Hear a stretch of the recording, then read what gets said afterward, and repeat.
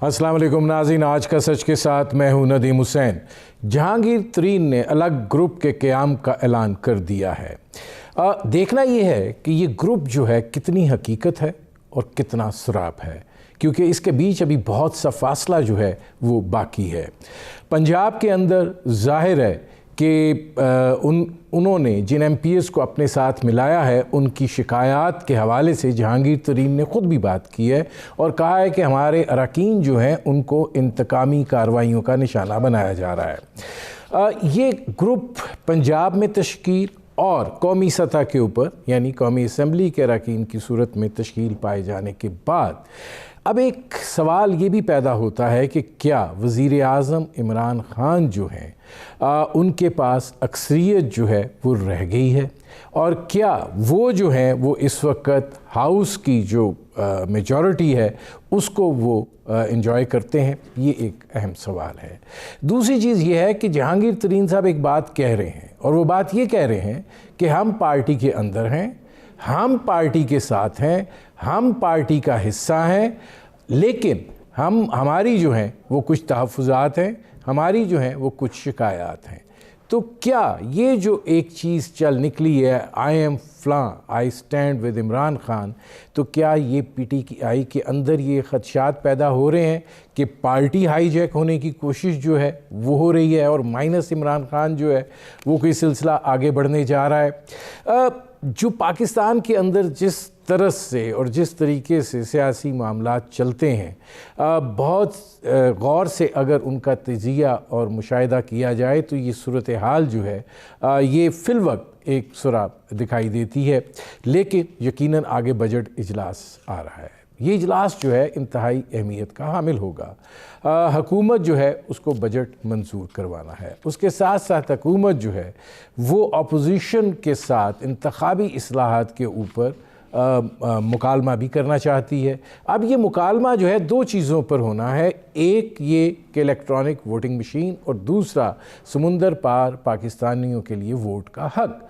लेकिन जहांगीर तरीन ग्रुप के तश्कील पाए जाने के बाद ज़ाहिर है कि हुकूमत जो है वो कमज़ोर हुई है और अपोजिशन जो है उसकी एक बारगेनिंग पोजीशन जो है वो मजबूत होती हुई दिखाई दे रही है। वो पहले ही इन तजावीज़ के हवाले से तहफ़्फ़ुज़ात और ख़दशात का इज़हार करते थे, और क्या वो अब इनको शर्फ़ कबूलियत बख्शेंगे और हुकूमत के साथ मुकालमे में जाएंगे, ये भी एक अहम सवाल है।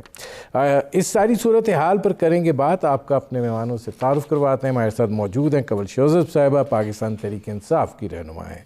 हमारे साथ मौजूद हैं सेनेटर पीर साबित शाह साहब, मुस्लिम लीग नवाज़ के रहनुमा हैं, और हमारे साथ मौजूद है निसार खोड़ो साहब, सीजन पॉलिटिशियन है और पाकिस्तान पीपल्स पार्टी के सीनियर रहनुमा हैं।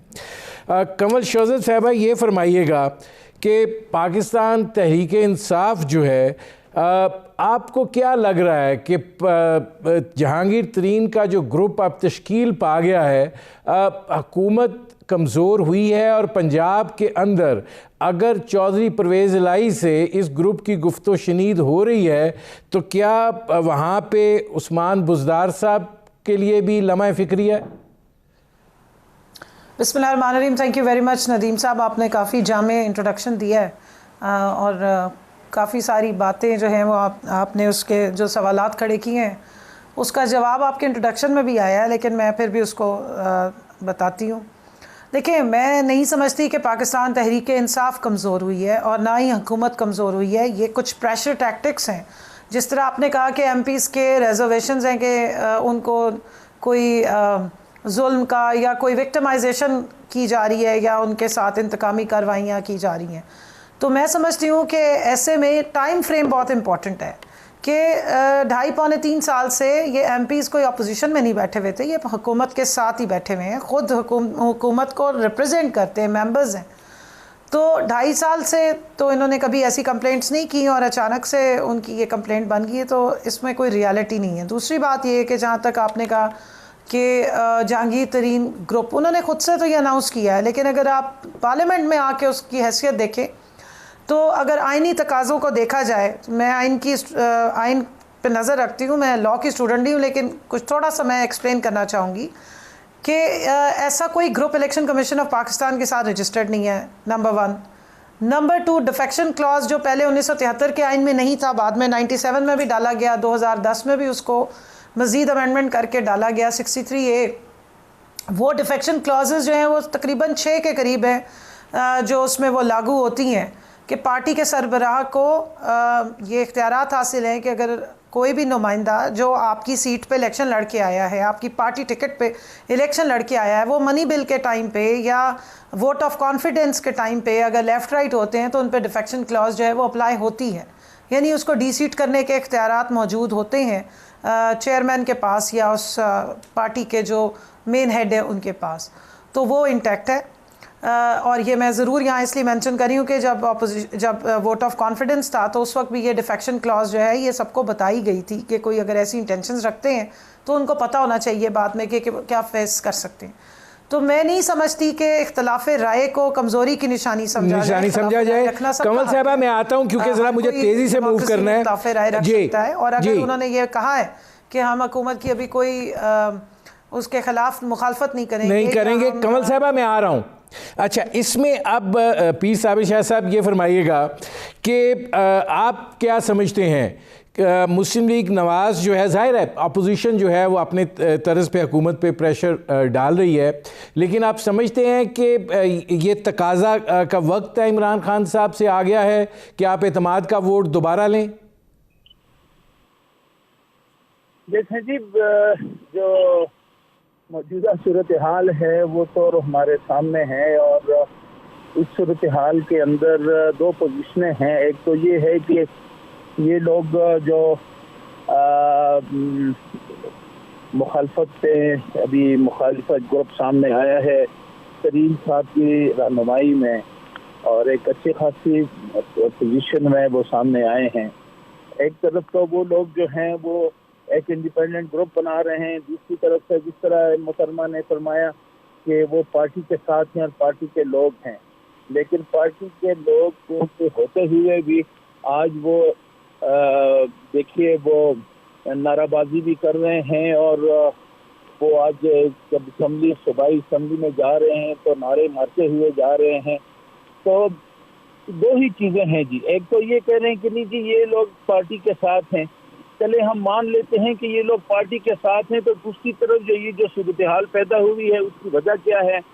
फिर यकीनन ये कहा जा सकता है कि पार्टी के अंदर जो लोग बैठे हुए हैं वो भी मौजूदा हुकूमत की जो गवर्नेंस है और जिस तरीके से ये हुकूमत को चलाया जा रहा है उससे लोग मुतमईन नहीं हैं, और लोग जो काम अपोजिशन को करना चाहिए था वो आज पीटीआई के अंदर एक ग्रुप उठ के और हुकूमत के खिलाफ जो है वो आवाज़ खड़ा कर रहा है, और वो आवाज़ बुलंद कर रहा है कि जनाब यहाँ इस हुकूमत के अंदर इंसाफ नहीं है और ज्यादतियाँ हो रही हैं और हमें विक्टिमाइज किया जा रहा है।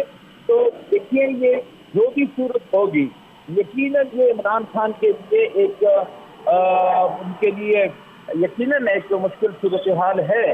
तो उनके अपने लोग अगर उनके सामने आकर खड़े हो गए हैं तो फिर अपोजिशन से और दूसरे लोगों से वो क्या मैं पीर साबिर शाह साहब आता हूँ इसमें। अब निसार खोड़ो साहब इमरान खान साहब का मौक़िफ़ है एनआरओ नहीं दूंगा, आज भी कह रहे थे कि एनआरओ नहीं दूंगा, हम लंदन में जो बैठे हुए हैं उनको भी वापस लाने की कोशिश करेंगे। अब जहांगीर तरीन साहब का ये ग्रुप तश्कील पाता है, प्रेशर टैक्टिक्स कह लें या जो भी कह लें। अब दो सूरतें हैं, या इमरान खान साहब अक्सरियत खोते हैं या फिर ये है कि उनको जहांगीर तरीन साहब को रिलीफ देना पड़ता है। तो आप सियासी तौर पे कैसे आने वाले दिन देख रहे हैं? जहाँ तक रिलीफ देने की बात आपने की सर, जहाँ तक आपने रिलीफ देने की बात की तो मैं तो समझता हूँ वो अक्सर अपने अपने लोगों को रिलीफ देते रहे हैं।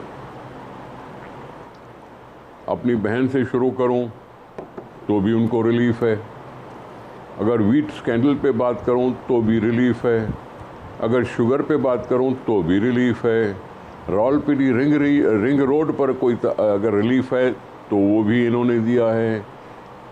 ये सारी चीज़ें वो अपने लोगों को इस तरह से कुछ ना कुछ रिलीफ तो देते रहे हैं।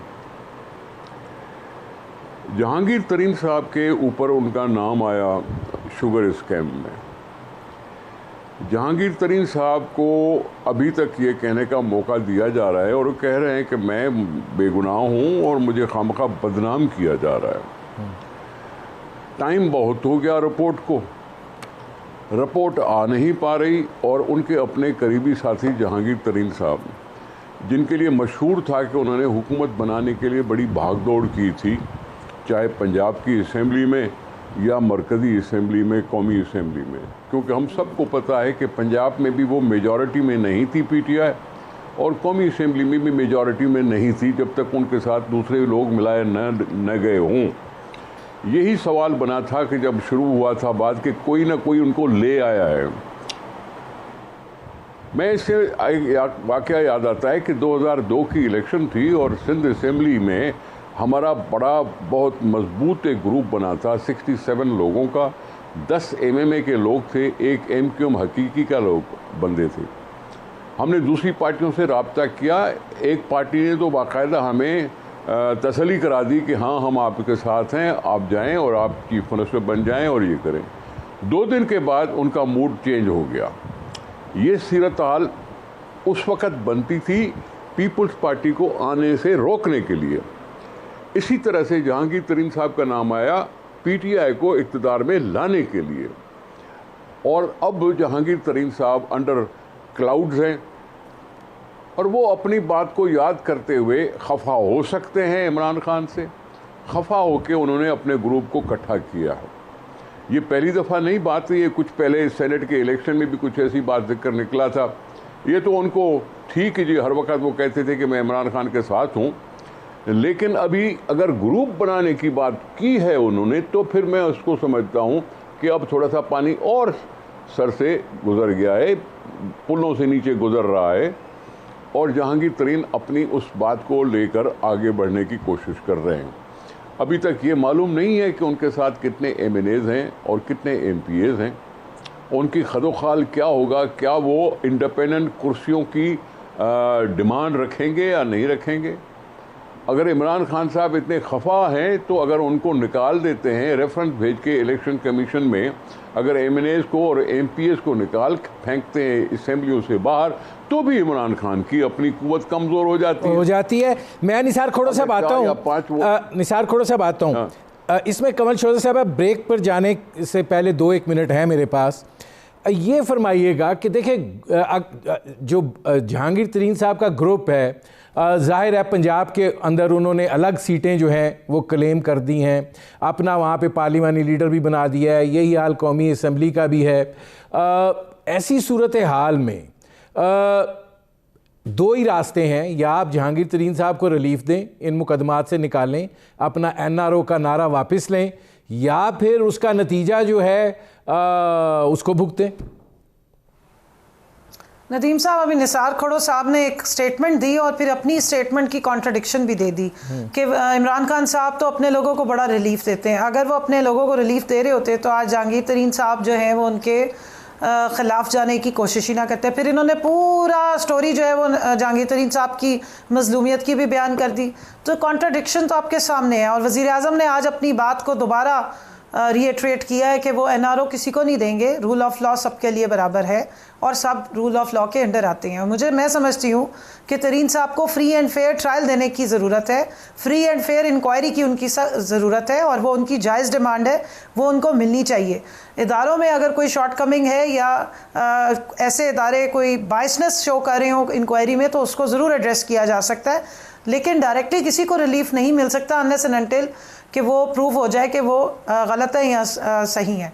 जहाँ तक आपने कहा कि जी हुकूमत कमज़ोर हो रही है या ये लोग चले जाएंगे, मैंने पहले भी अर्ज़ की, दोबारा भी कर दूँ, जहांगीर तरीन खान साहब के नाम से कोई group election commission of Pakistan में पहले से रजिस्टर्ड नहीं है। इन तमाम लोगों ने पाकिस्तान तहरीक-ए-इंसाफ बल्ले के नाम पे वोट लिया है और उसी वोट के ये बाउंड है। अब अगर वो अपने गिर्द खुद ही से एक लाइन खींचना चाहते हैं तो वो उनका हक है, कर सकते हैं, लेकिन उसके लिए फर्दर पार्टी क्या डिसाइड करती है, चेयरमैन साहब क्या डिसाइड करते हैं, ये अभी फ़िलहाल ये चीज़ें अनफोल्ड होनी है। मेरे ख्याल में कोई ज़्यादा जो बिलावल हाउस में और जाती उम्रा के मज़ाफ़ात में जो इतनी इनको नज़र आ रहा है कि कोई नया चांद चढ़ने वाला है, तो ये मेरे ख्याल में क्लाउड्स हैं अभी इतनी उम्मीदें ना ही लगाएं नहीं तो है, मुझे बेहतर है। ब्रेक लेना पड़ रहा है। कमल कोशिश शोजत करें। साहब, नाज़रीन हमारी गुफ्तगू जारी है, मुख्तसर से कमर्शियल ब्रेक का वक्त हुआ है, मिलते हैं इस वक्फे के बाद।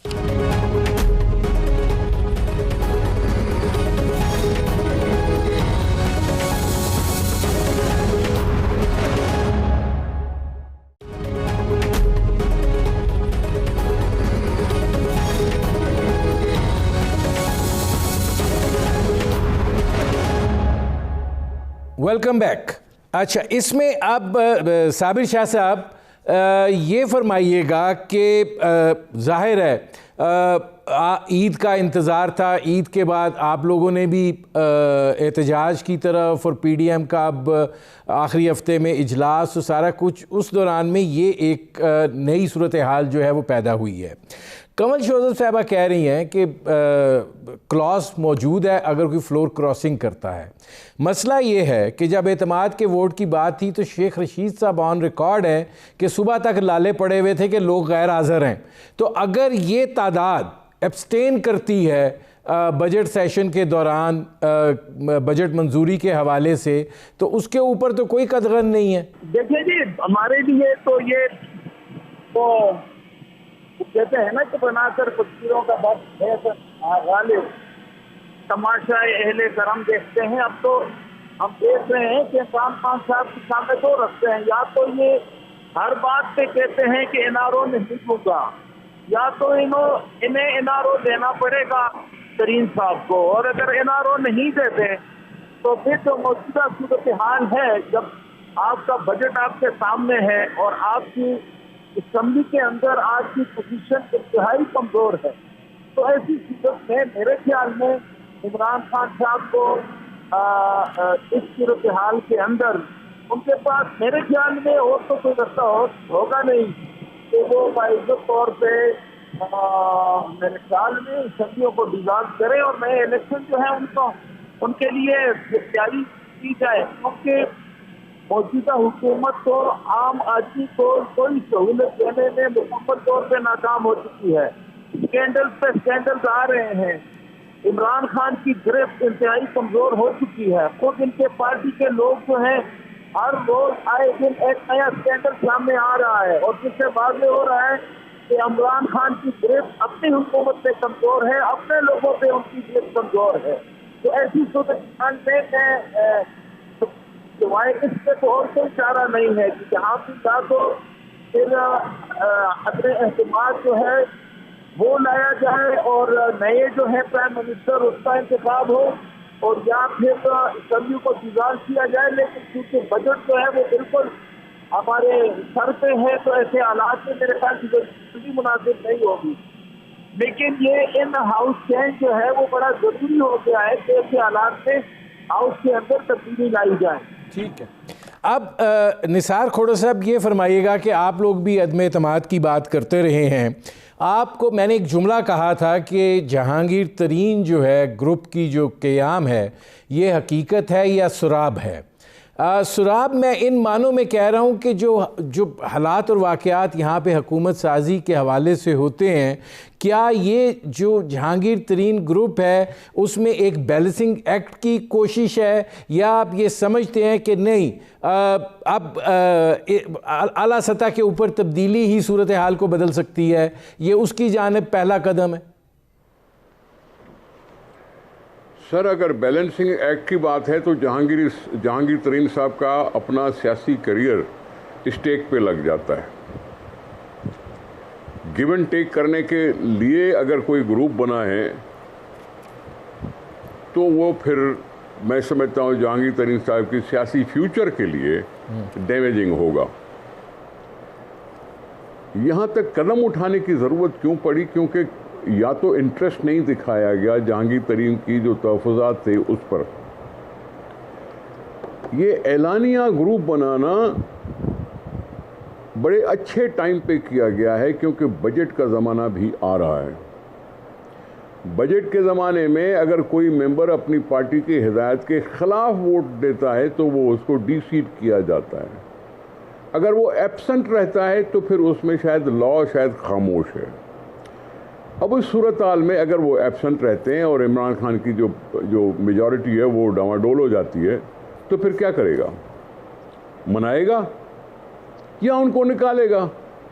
उनको पार्टी से निकाल देगा, उनको हुकूमत इलेक्शन कमीशन से निकलवाने की कोशिश करेगा, या फिर तीसरा है कि अगर मेजॉरिटी बन नहीं सकी तो अपना रास्ता आप साफ करेगा।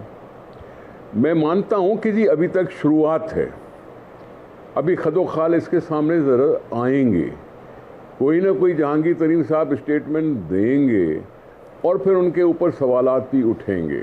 ये भी मामला अगर निकल पड़ा है तो ऐसे टाइम पे निकल पड़ा है कि उसका प्रेशर महसूस किया जा रहा है, क्योंकि बजट आगे आ रहा है।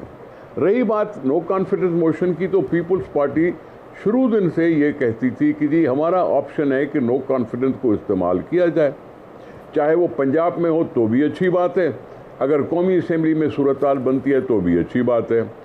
हमारे दूसरे साथियों का ख्याल था कि जी लॉन्ग मार्च हो और लॉन्ग मार्च में पीपल्स पावर दिखा के इमरान खान को इस्तीफ़ा देने पर मजबूर करें, इस्तीफ़ा देने पर, या कोई उसको निकाल दे या कोई उसे इस्तीफ़ा ले ले। अब ये मौक़िफ़ लगभग एक ही चीज़ है, क्योंकि दूसरी पार्टियां जो हमारे साथ हैं वो उस अवामी प्रेशर पे ज़्यादा ज़ोर दे रही थी। हम कह रहे थे कि जी ऑप्शन नो कॉन्फिडेंस का छोड़ना नहीं चाहिए, पंजाब से ही शुरू करो, बाकी कौमी असम्बली में भी देख लेंगे। अब ऑप्शन तो अपनी जगह पे है कि जी हाँ, हुकूमत ने क्योंकि अवाम को मायूस किया है तो इस हुकूमत को काफ़ी टाइम हो गया, अब ये जान छोड़े तो अच्छी बात है। अब उसमें फेस चेंज होता है, वो अपनी जगह पे। मैं अवाम के लिए बेहतरी में ये महसूस करता हूं कि किसी तरह से भी नए इलेक्शन हो जाएं। ठीक है, मैं आता हूं निसार खोड़ो साहब जी, खोड़ो साहब मैं आता हूं। अब कमल शोजब साहब, मैं सवाल आपने चूंकि उस वक्त बात की, मुझे ब्रेक पे जाना पड़ गया। ठीक है, जो आप आईनी बात कर रही हैं वो उस हद तक तो दुरुस्त है, लेकिन आपको अदम एतमाद वाला दिन भी याद होना चाहिए, किस तरीके से लोग पूरे किए गए थे। अब अगर यहाँ पे बजट के ऊपर ये लोग गैर हाज़िर हो जाते हैं जिसके बारे में कानून खामोश है, तो फिर ऐसी सूरत हाल में अब आपके पास दो रास्ते हैं। एक रास्ता ये है कि जहांगीर तरीन साहब को मुतमिन किया जाए। अगर आप जहांगीर तरीन साहब को मुतमिन करते हैं तो फिर आपको अपने जो बयानिए है उस पर यू टर्न लेना पड़ेगा, और अगर आप मुतमिन नहीं करते तो फिर आपको बजट के हवाले से, हुकूमत के हवाले से चैलेंज दरपेश है। तो क्या आप सोच रहे हैं? नदीम साहब, मैं पहले रिस्पॉन्ड कर दूं, जो कलीग्स दोनों बात कर रहे थे। पहले मैं ज़रा बता दूं, जो ये बार बार कह रहे हैं कि इमरान खान साहब की ग्रिप कमज़ोर हो गई है और आवाम को जो रिलीफ नहीं मिला, मैं उसका जवाब दे दूं। इमरान खान साहब की ग्रिप कितनी कमज़ोर हुई है वो तो जिस दिन वोट ऑफ कॉन्फिडेंस 6 मार्च को हुआ उस दिन नज़र आया, और उसके नतीजे में अपोजिशन के क्या हालात थे वो भी आपने गौर से देखे। मैदान से सारे दौड़ गए थे उस दिन, और पीडीएम के जिस तरह हिस्से बखिए हुए हैं, और एक सेनेट की सीट के लिए और चेयरमैन सेनेट की सीट के लिए जिस तरह इन्होंने एक दूसरे को उधेड़ के खाया और जो डायरेक्ट फायरिंग की है, वो पीडीएम का जो जनाजा निकला वो मैंने भी देखा, वो आपने भी देखा, और अब तक निकल रहा है। उसके बाद उन्होंने कहा कि सेनेट के इलेक्शन में पीएमएलएन का टिकट चला है। अभी आज कुछ दिन पहले उन्होंने बयान दिया मोहतरमा मरियम ने कि हमने अपनी टिकट के जो प्रोमिसेस पीपल्स पार्टी के साथ किए थे हमने वो भी वापस ले लिए हैं। तो ये तो है आपकी ऑपोजिशन। दूसरा, आपने कहा जी बजट में अगर ये लोग एब्सेंट हो जाते हैं, इस बात की क्या आपके पास एश्योरेंस है कि ऑपोजिशन में से लोग एब्सेंट नहीं हो सकते? वहाँ से लोग उनसे तंग नहीं आए हुए, उनके कहने पे इस्तीफ़े नहीं देते हैं। 2 मेंबरान ने इस्तीफ़े दिए, रोते हुए वापस जाके लिए। हमने 4 महीने इस्तीफ़ों का ड्रामा देखा, एक इस्तीफ़ा नहीं आया। तो आप इस ऑपोजिशन की गारंटी दे रहे हैं कि ये हमारी जाके बजट में हुकूमत गिराएगी? बजट के सेशन में जो हाउस में मेजॉरिटी में लोग होते हैं उसमें आपने नंबर्स नहीं, जो उस वक्त हाउस में मेजॉरिटी में लोग होते हैं वो बजट पास कराते हैं। तो वो तो मैं आपको आज भी बता रही हूँ कि लात मार के जिसने बजट गिराने की कोशिश की थी, हुकूमत गिराने की कोशिश की थी, वो आज तक अपनी लातें ही सहला रहे हैं, क्योंकि लातें टूटी हैं, हुकूमत मजबूत हुई है और अब भी होगी। जहाँ तक आपने कहा कि जहांगीर तरीन साहब को सेटिस्फाई करना, देखिए जहांगीर तरीन साहब पाकिस्तान के शहरी हैं और एक फ्री एंड फेयर ट्रायल उनका हक है और उसमें उनको सेटिस्फेक्शन मिलनी चाहिए। लेकिन फ्री एंड फेयर ट्रायल के नतीजे में आने वाला जो रिपोर्ट है वो अगर उनके हक में है तो मोस्ट वेलकम। हम उनको क्रिमिनल नहीं कह रहे, लेकिन हम सर ये समझते हैं कि लॉ के अंडर इंस्पेक्शन सबकी हो सकती है, तलाशी सबकी हो सकती है। मैं आता हूँ कमल साहब। वज़ीर आज़म इमरान खान साहब, एक मिनट दीजिएगा नदीम साहब, वज़ीर आज़म इमरान खान साहब ने अपने हल्के से स्टार्ट किया। इन्होंने कहा जी स्कैंडल्स रोज आ रहे हैं, सॉरी स्कैंडल्स नहीं आ रहे हैं। वज़ीर आज़म साहब खुद इंक्वायरी करते हैं, खुद इनिशिएटिव लेते हैं और इंक्वायरी की रिपोर्ट पब्लिक करते हैं। और खाने पीने का जो रिवाज एक जमाने से चल रहा था उस पर कदगन लगा रहे हैं, उसके रास्ते बंद कर रहे हैं। कमल साहब, और इस पे उन लोगों को बहुत तकलीफ हो रही है जो आदी हैं इस चीज़ के। कमल साहब, इस पे तो डिबेट हो सकती है क्योंकि रावलपिंडी रिंग रोड की रिपोर्ट सामने ही पड़ी है, मैंने सारी पढ़ी है कि वो क्या सूरत हाल हुई, लेकिन चूंकि आज वो मौजू नहीं है इसमें पीर साबिर शाह साहब ये फरमाइएगा, मेरे पास अब बिल्कुल आखिरी 3-4 मिनट हैं, मैं ज़रा इस पर भी आप लोगों की राय ले लूँ। इंतखाबी इस्लाहात के हवाले से हुकूमत काफ़ी बेचैन है। आज उन्होंने इलेक्ट्रॉनिक वोटिंग के लिए मशीन पार्लियामेंट हाउस में रख दी है कि आप ख़ुद भी उसका मुआयना कर सकते हैं। तो क्या अपोजिशन जो है वो इस हवाले से हाथ बढ़ाएगी इंतखाबी इस्लाहात के सिलसिले में, जब आप ये भी चाहते हैं कि नए इलेक्शन हो और अगर हालात जल्दी की तरफ जाते हैं? लेकिन सर ये जहाँ तक ये इस्लाहात की बात करते हैं, बिल्कुल इस्लाहात होने चाहिए, लेकिन बात ये है कि हुकूमत ने क्या वो माहौल पैदा किया है और आज तक किसी भी हुकूमत ने अपोजिशन को एतमाद में लेने की कोशिश की है।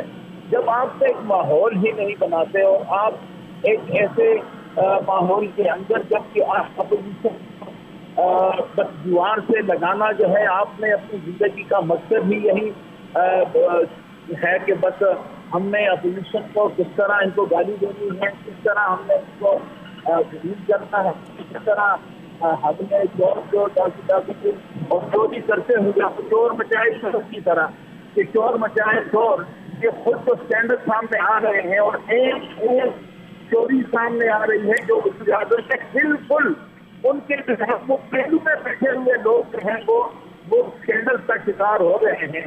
और दूसरी तरफ से जनाब वो अपोजिशन को गालियां देने के अलावा और कोई इनके पास कोई काम है नहीं। और लगता ऐसे है कि ये जो इलेक्शन में इमरान खान को कामयाबी हासिल हुई है, इनका मकसद सिवाय इसके लिए था कि वो लोगों को किस तरह जलील करना है, किस तरह गालियां देनी है। मुल्क के मामला से इनका कोई ताल्लुक नहीं है, कोई जोर नहीं है, ना कोई इरादा है।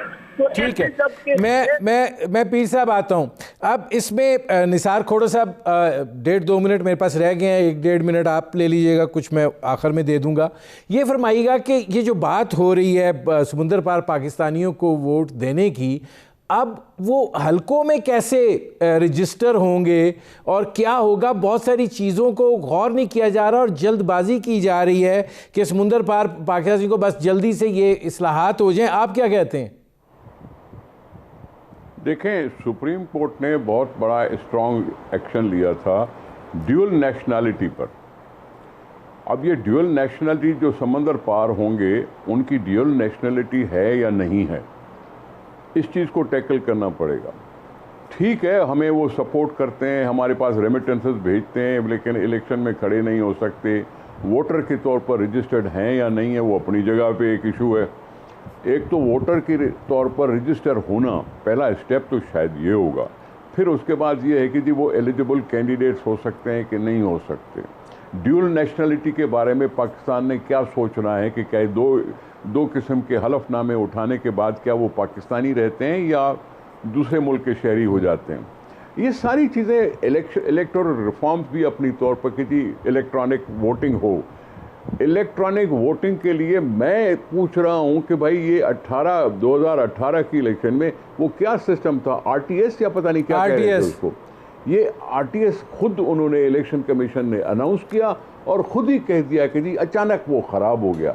ये ट्रस्ट की बात है, ये इंडिपेंडेंट इलेक्शन कमीशन की बात है। निसार खोड़ो साहब, मेरे पास चूंकि वक्त अब बिल्कुल आखिरी 40-50 सेकंड है, कमल चौधरी साहब के साथ बात करनी है नहीं जी, उनके साथ बात करनी है न करनी है, तो ले आए अपने बिल जो है इसे कौमी असेंबली में ले आए, खुद ही डिस्कशन हो जाएगा, उसके हो साथ जाएगा। बैक डोर में उनके साथ बैठ के बात करने की क्या जरूरत है। ठीक है।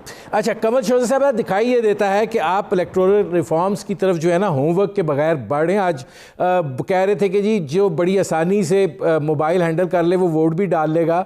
इतराज़ात काफ़ी हैं, देहाती ख़वातीन हैं, उनको मोबाइल ऑपरेट करना, फिर ये जो सारा सिलसिला है एक तालीम का जो फुकदान है, और जो हमारी बड़ी उस आबादी जो है वो देहातों पे है, उनका समझना इस सूरत हाल को। दूसरा जो बैरून मुल्क पाकिस्तानियों का है, रजिस्टर कहाँ होंगे, कैसे होंगे, थर्ड जनरेशन चल रही है, तो ये क्या ये होमवर्क हुए में?